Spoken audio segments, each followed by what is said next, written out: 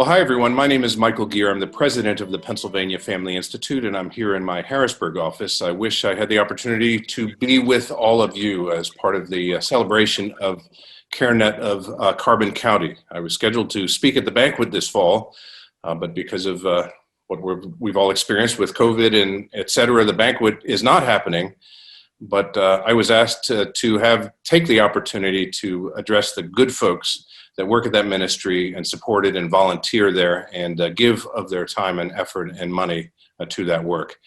And so I'm excited for that opportunity, but even more excited that I'm going to bring to you a special guest, someone that I thought would really benefit the ministry, benefit all of us here in Pennsylvania to hear from as we consider the sanctity of life and the value of pregnancy care ministries like CareNet of Carbon County.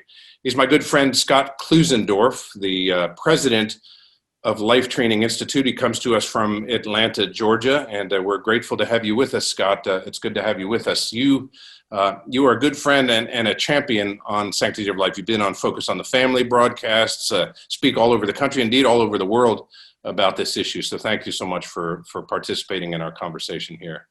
Great to be with you, Michael. Well, I have a question right off the bat because, you know, we've just come through an election, or maybe it's still going on. Who knows how it's going to play out, but contentious election. And obviously one of the key issues about voting and really that kind of divides the country is the issue of abortion. Why do you think that abortion is created such a cultural divide in our society right now? For one specific reason, Michael, and that's this. We're having a national debate over the question, who counts as one of us? And whenever that is the question that's on the table, it's going to be a divisive answer that's given. Not everybody's going to agree with it. Lincoln famously talked about a house divided when the issue was, does the slave count as one of us? It's a divisive issue. There's no getting around it. And one side of this debate says that each and every human being has an equal right to life. The other side says, no, that's not true. And so when you have this debate over who counts as one of us, who has value, who has rights, it will be contentious. And that's why the election was that way. A lot of people think, well, abortion's just kind of a side issue over here. No, it's really at the tip of a worldview divide over, is truth real and knowable, or is it just a preference we choose like ice cream? And when you have a lot of Americans who think human value and human dignity are up for grabs, that it's a matter of personal preference, you're going to have a contentious election, especially if the other side says, no, each and every human being counts. So, given that worldview divide that exists in our society at large, how does that play out in a pregnancy care center ministry like the CareNet of Carbon County? Well, it plays out exactly as follows, Michael. It's a mistake to think that a center like CareNet is just in the business of giving away free stuff to people who need it. They certainly do that, and they certainly love on their clients and provide for their needs, no doubt about it.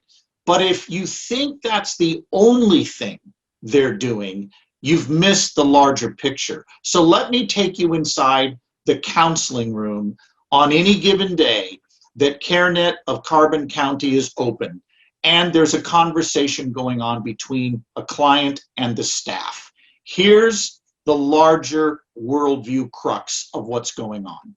If that client comes in to CareNet and believes that moral truth is totally up to her, there are no objective standards that we need to get in line with and follow, her child is in grave, grave danger. But if she leaves believing that moral truth is real and knowable, then her child stands a much better chance at surviving, because the client will then believe, oh, I have obligations and duties I ought to fulfill. A second point, if the client comes into a counseling center and believes that her child has no intrinsic value, only subjective value that she, as the mother, arbitrarily gives to it, that child's life is in grave danger. But if she leaves CareNet believing that her child has intrinsic dignity and worth because it's made in the image of God, her child stands a much better chance at surviving and is at less risk for being aborted. In other words, what I'm saying here, as we pray for a center like CareNet of Carbon County, as we pray for the team, as we pray for Susan and her team, we need to remember that this larger idea battle over who counts as one of us is at the forefront of nearly every counseling appointment that's happening. The Apostle Paul, I believe, would describe this as spiritual warfare. In 2 Corinthians 10, he talks about taking ideas captive that exalt themselves against the knowledge of God and bringing those ideas to the obedience of Christ. That's what's going on when Susan and her team engage these clients who are abortion vulnerable. You're seeing a clash of ideas. Now, the great thing about it is they're not being judgmental, they're not being overly bearing, but they're communicating moral truth to a client who is engaged not only in an emotional struggle, but also a worldview struggle. And that's how this plays out in the counseling ministry of a pregnancy care center. And your discussion of the gospel there is so vitally important in the understanding of who God made us to be and who that baby in the womb is. And I want to talk a little bit about that because I've had some conversations with Susan there at the CareNet about their desire to get a medical director because of the ability with the ultrasound machine to enhance that counseling effort, to actually show the window in the womb, as it were. What's your sense of, you've spoken at pregnancy care centers around the country, what's your sense of the power of that if indeed they're able to go full with a medical director there? Well, Susan is exactly right. When you have a medical director that can help implement outreach to abortion vulnerable clients using the tool of ultrasound, the chances of the woman not aborting go way up. She will most often choose life, and here's why. Her moral intuitions are reawakened when she sees her child on that screen. And it speaks to her at a visceral level in a way that words alone simply cannot. And when she sees her child, there's a chance for her to bond with that child in a way simply talking about it isn't going to produce. So having a medical director who can skillfully use the ultrasonography equipment and help that client connect with her own child is absolutely vital. So Susan is correct to make that a primary objective for this event, getting the money needed and the resources needed to secure that medical director. And that's one of the reasons why I'm taking the time. I offered to, or was willing to come and speak at a banquet because, the pregnancy care center ministry and the sanctity of life is at the core of my engagement in the work at Pennsylvania Family Institute. It's what drew me into this work, the Pennsylvania Family Institute, and our work around this state to advance the sanctity of life is vital. But the pregnancy care centers are on the front lines. They're the ones that are doing this day in and day out. And I just want to salute the folks that support CareNet of Carbon County. We're going to talk about in a few minutes about how people can continue to support or step up to the plate and support on this most vital and key issue in the future of our nation and in protecting human life here in our region and beyond. I do want to ask a question because I've heard you speak a number of times at different events. And one of the things that you do, and I think people listening will really benefit. The folks that would be watching this are going to be, I think, convicted on the pro-life issue, are going to be wanting to support a pregnancy care center, but they'd also like to know how can they change this culture, this cultural divide that exists out there. You talked about what goes on in the counseling center, but what about, at the coffee shop or across the fence with your neighbor or somebody else who has a different worldview, or even your children or your grandchildren or something, and you're thinking, wow, they don't come at this from the same perspective. I wondered if you could kind of talk about how do we, those who believe in the sanctity of life, how do you speak about that issue effectively? Well, that's a key question, Michael, because a lot of pro-lifers think that they can leave the defense of the pro-life position to the full-time professionals, someone like Susan, or maybe a right to life director somewhere in a given county.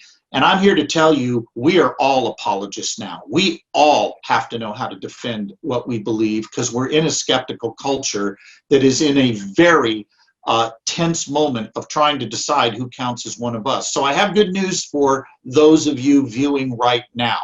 I'm going to show you how to defend your pro-life view in a minute or less. You don't need a PhD, you don't need a master's degree, you don't need a high school degree. You just need to remember a few things. So let's pretend it's Thanksgiving. Your Aunt Betty is visiting from Boston. She's not Christian, she's not pro-life, and between bites of turkey and stuffing, she finally has got to ask you, why are you pro-life? Here's your answer, and you can even time me if you want. Here it is. Aunt Betty, I'm pro-life because it's wrong to intentionally kill innocent human beings. And the science of embryology is clear that from the earliest stages of development, you were a distinct, living, and whole human being. You didn't come from an embryo. You once were an embryo. And you know what else, Aunt Betty? There's no essential difference between you, the embryo, and you, the adult, that would justify killing you back then. Differences of size, level of development, environment, and degree of dependency are not good reasons for saying we could kill you then, but not now. Now notice something, Michael. I didn't quote any Bible verses, but I communicated moral truth and biblical truth. And now Aunt Betty has to wrestle with what I've given her. A lot of us think that to be successful as pro-life defenders, we have to have all the answers memorized. We have to know exactly what to say to every objection, and that's not true. It's really not on us to close the deal. My friend Greg Kokel puts it well. You know what our job is? To put a pebble in Aunt Betty's shoe, to give her something to think about. Have you ever had a pebble in your shoe when you're out hiking? It wears on you and wears on you until you stop to deal with it. Our goal is to give Aunt Betty something to think about, not worry about whether we have completely changed the person's mind on the spot. Just give them something to think about. Well, that was worth it right there. And what's really good in this particular format that we're doing this here, Scott, is unlike a pregnancy center banquet where you would hear Scott say that and then walk out thinking, what did he say again? What's that 1 minute? People can watch this over and over again and be prepared with that 1 minute response.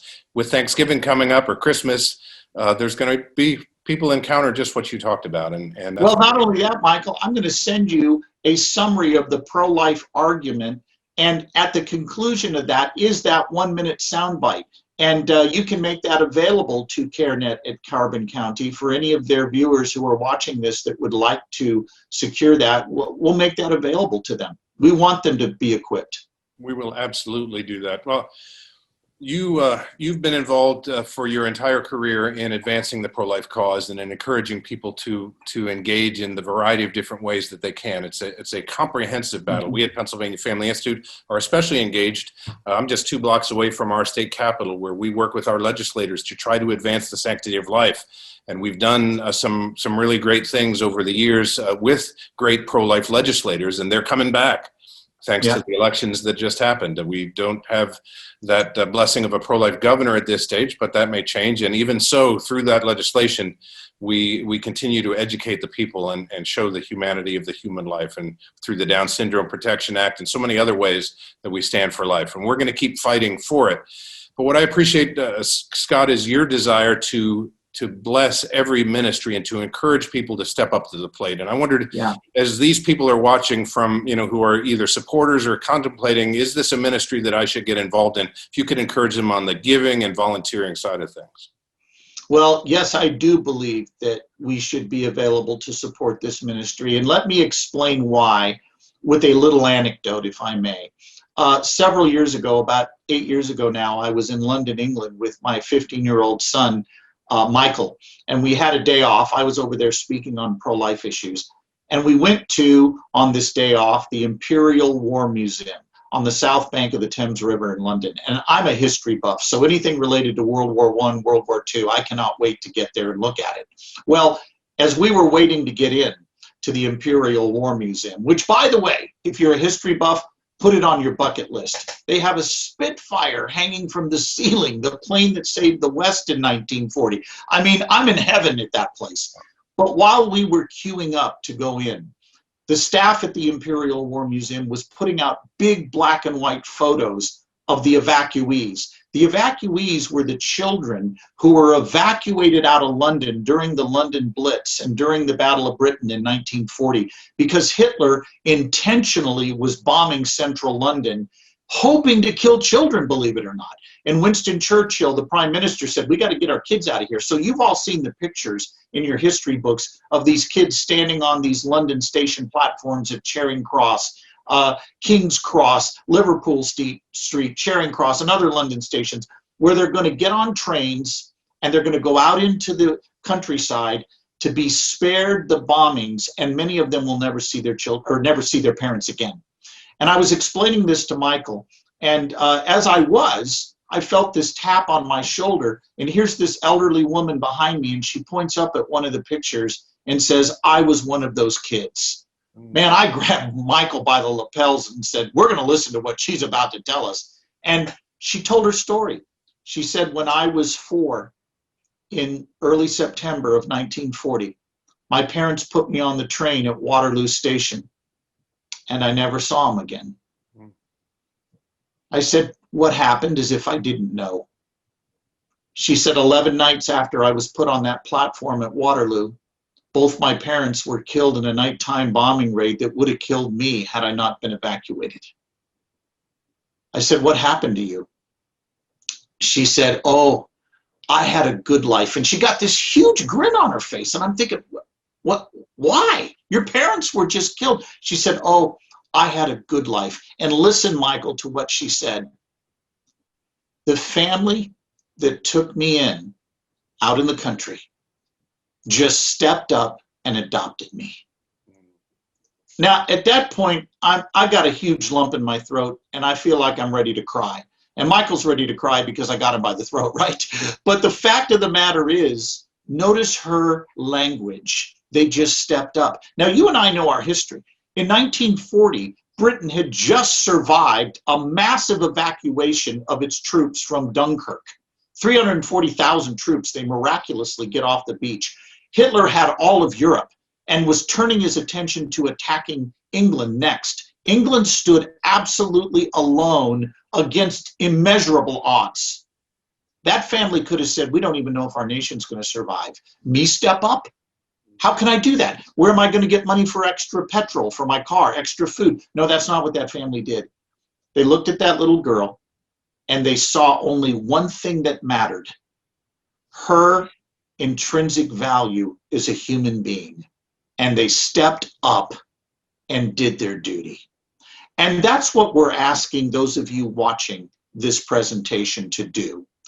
You say, well, what does that mean for a ministry like CareNet of Carbon County? Well, it was interesting what Susan talked about in terms of the ministry objectives. It's interesting to me that Susan, in her conversation with us, doesn't talk about, oh, wow, are we going to have enough money to keep our doors open? No, this center actually stayed open despite COVID. That's amazing. Not only that, they have a medical component here, ultrasound, to reach clients most at risk for abortion. And now the only thing they need to put this picture together so it's a complete package of relief to women facing crisis pregnancies is a medical director. That's a big visionary step worthy of our support. And I would hope that those watching right now would consider making a sacrificial gift to CareNet. And I don't know what that number is. For some of you, that might be $1,000. Some of you might be able to give $5,000. Others of you, it might be $50. I'm not trying to mandate what that number is. You know what that number is. But why would I ask you to give a sacrificial gift? Not because we want to manipulate you for money, but to fund the ministry of this CareNet Center, the ultrasound, the medical director, reaching women most at risk for abortion, even in a year where COVID shut down a lot of ministries. this one remained at its post in the game. That's worthy of our support. But I would also ask those listening to consider one more thing. In addition to a sacrificial gift, would you consider partnering with CareNet monthly? Now, I know what you might be thinking. You're thinking, wait a minute, this dude just asked me to empty my bank account. Why would he ask me to give monthly? Because your monthly donation is what keeps the lights on, keeps the expenses paid, and both gifts are vitally important. So would you prayerfully give to CareNet and support the team there, Susan and her team of volunteers and counselors and staffers who are working in Carbon County to make a real difference for time and eternity? I hope you'll do that. And I do as well. Well said, Scott. And the sacrificial work of Susan and her team there and the volunteers that work there are bearing eternal dividends, eternal fruit, which is something we can't forget. We're saving lives here on this earth, but also with the gospel presentations that they make are so vitally important as well. I want to talk to you as Scott has given just a compelling encouragement to support and to partner with this ministry. I just would like to give you some details on how to do it. They have a website, carenetcarbon.org. Carenetcarbon.org is where you can find out more information about them. If you want to make a tax-deductible contribution, you can certainly mail it to them at 531 Mahoning Street, 531 Mahoning Street in Lehighton, Pennsylvania. And that zip code there is 18235. Or if you want to call them and make a gift, 610-379-0411. That's 610-379-0411. Again, to support the wonderful folks and the great ministry at CareNet of Carbon County. Scott, I want to thank you for your great work, and I look forward to the day when there'll be museums all across the United States of America that describe the former abortion industry in our country and show that it has ended and that we're all celebrating life in America. That day should come soon if we keep our hand to the plow, and God is blessing us. So God bless you and thank you. Thank you, Michael.